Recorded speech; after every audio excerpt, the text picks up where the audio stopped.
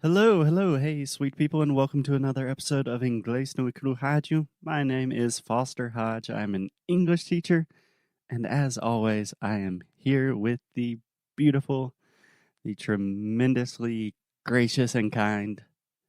Who am I here with? I don't know if I'm gracious and kind. Maybe kind, but gracious? I don't know. Alexia, hi. How are you, Foster? I am doing well, thank you, and you are all of those things. So, Alexia, it is raining a lot here Here as from well. a hurricane or something. It's raining in Porto. It's a rainy day. Yes, it's a rainy day. And Foster, I must say, as you guys know, that we are recording this remotely. I'm in Porto. Foster is in the USA, South Carolina. I miss you, amor. I barely Miss can you. hear you. You can barely hear me. Yeah, it's like Can you hear me now? cutting our voice every 5 seconds. What about now? Keep going. Keep on going. I'll let you know. Okay. Sorry for the technical difficulties. So, for the last 4 or 5 episodes on the show, we have been talking about technology, about our phones, about productivity, attention, distraction, all of these things that are incredibly relevant to our lives in the 21st century, even more so during a global pandemic. This conversation started with a question from one of our students, Bruno. Hey, Bruno. He was asking about using his phone as a study resource or a study tool.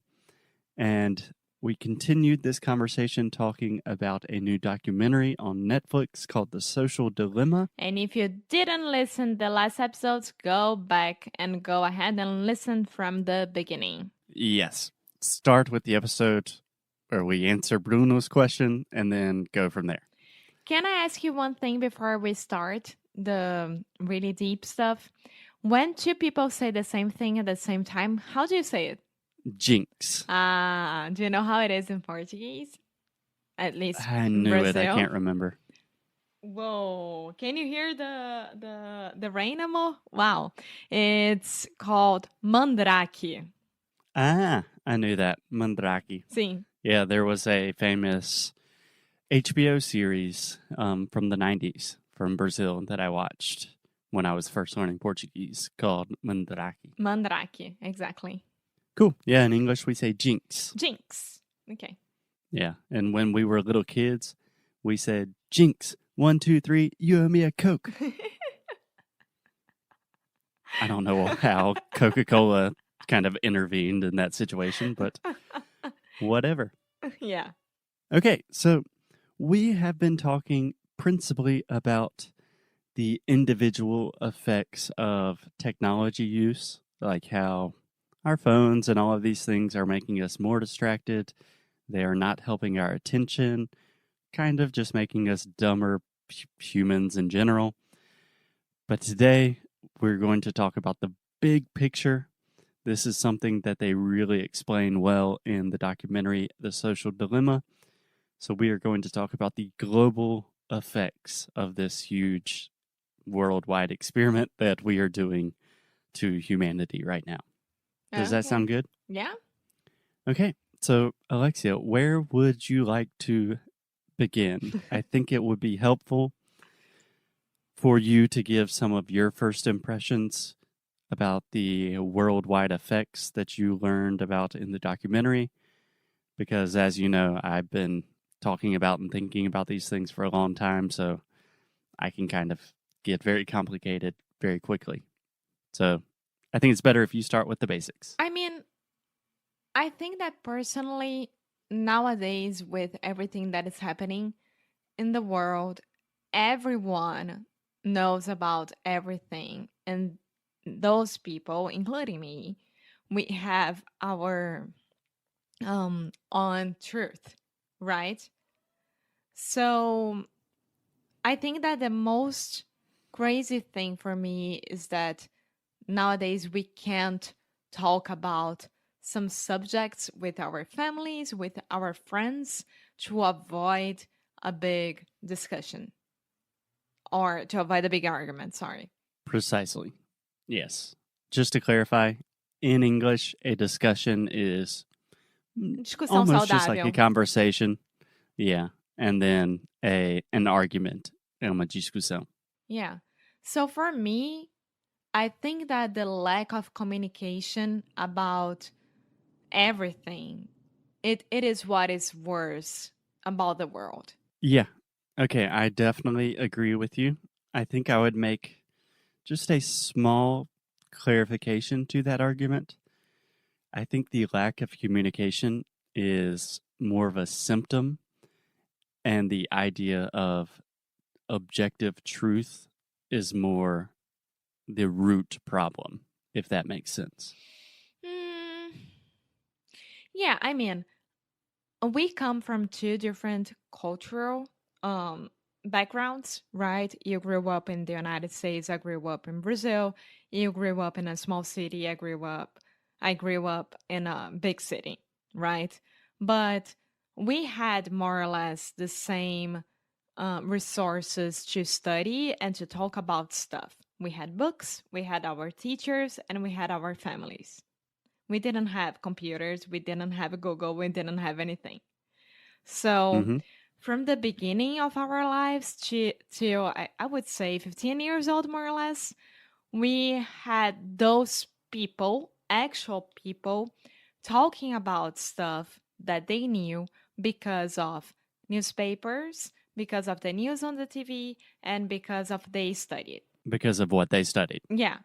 Nowadays, all of us and our parents and our teachers and everyone, we have different resources that comes from the same thing, which is Google.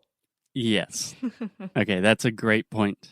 Let's explore this point more deeply. I'm feeling so smart right now talking about this because it's very hard. You're doing an excellent job. Okay, so I agree with you. In the past, we did have a more objective sense of truth and facts and reality.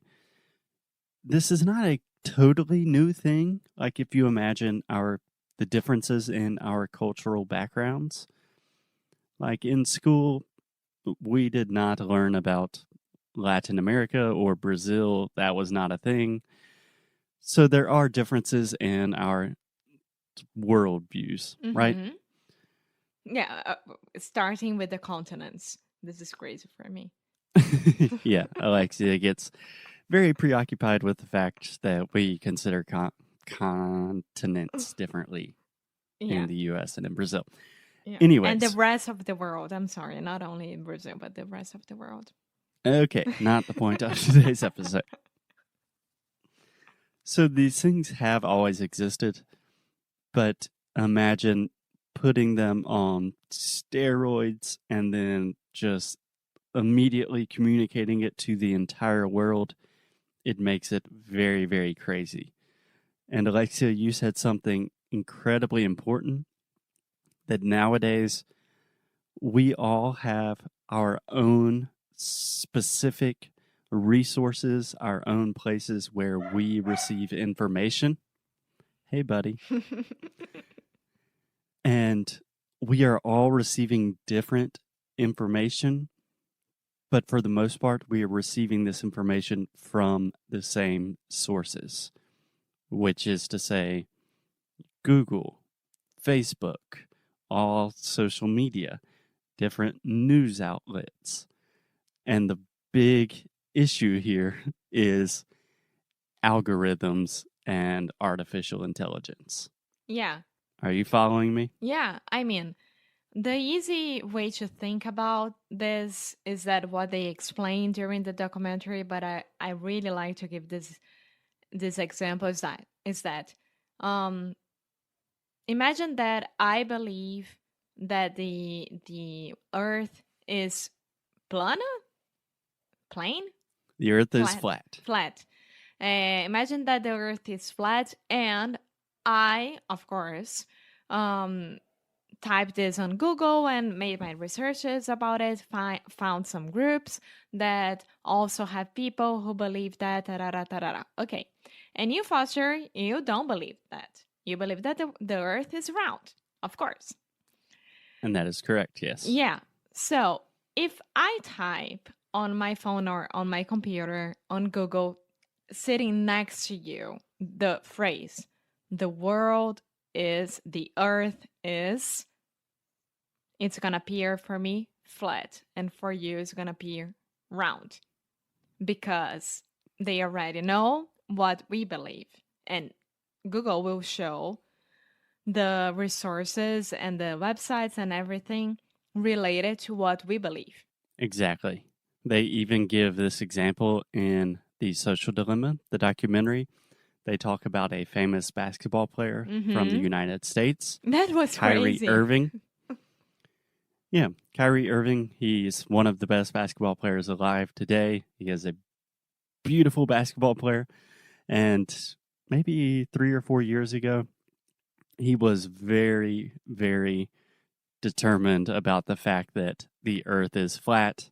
He believes the earth is flat. And even a lot of other basketball players were like, yeah, I guess it is. Kyrie said it is. And then a few months after that, he and like all of his media team had to say, no, the earth is not flat. Like, he had to say, I was tricked. I got on YouTube and I started seeing all these things. And sorry.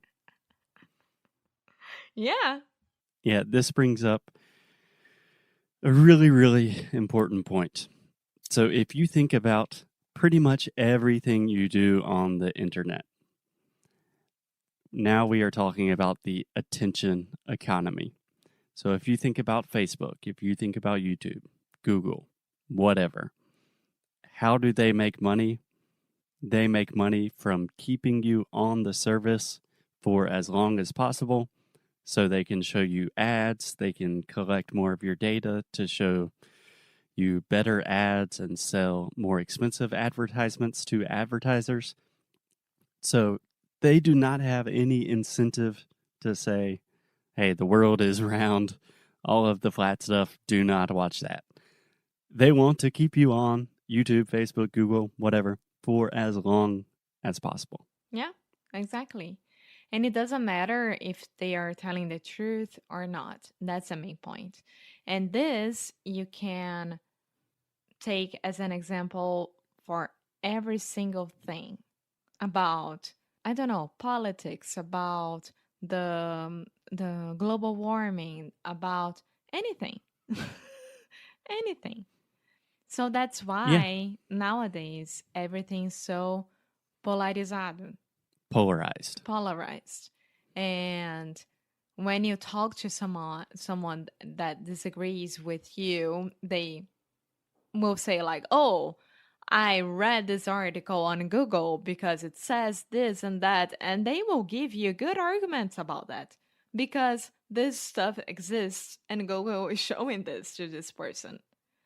And Exactly. yeah, and I mean, they are creating mini cults about everything. You say mini cults? Uh-huh. Yeah, essentially. Yeah, in English we call these echo chambers, where you kind of fall in these places on the internet and everyone's telling you things you already believe and you're just hearing the same information again and again. Yeah. Yeah, so I think most people, when we talk about the attention economy and like people receiving different information, I think a lot of people immediately think about fake news, like the most extreme case, like, oh, my crazy uncle is reading fake news on Facebook and now he's crazy. Yeah. But I think, that exists. Fake news is a real and big problem. But I think the bigger problem is just kind of real news, but receiving news that constantly confirms what you already believe. So, for example, if I am on Facebook and I am reading news about immigration, I do a lot of research on the internet about immigration because it's something I care about. It's something that personally I want to live in different countries. The internet knows very well that I am very pro immigration. So when I read about immigration, almost everything is talking about, hey, Donald Trump did this bad thing to immigrants, or hey, these are the good reasons why immigration is good. But if, let's say, one of my parents is looking at the news, automatically their feed, the algorithms are giving them information about why immigration is bad or Yeah. negative stories about them. This could all be real information, but it's just confirming our previous beliefs, and it's making us more polarized. It's making it more difficult to communicate. It's making everything worse. Yeah. And how do we fight that? I mean, because Generation Z is already here and it's already using the streaming services and everywhere to talk more and more about what they believe, right? And our generation is becoming an older generation and will be more and more addicted to Google and everything. And the new generation will have to fight that a lot because we won't be able to change that. Yeah. And honestly, that is a huge question. How do we fight that? I don't know if we are the specialists to answer that question.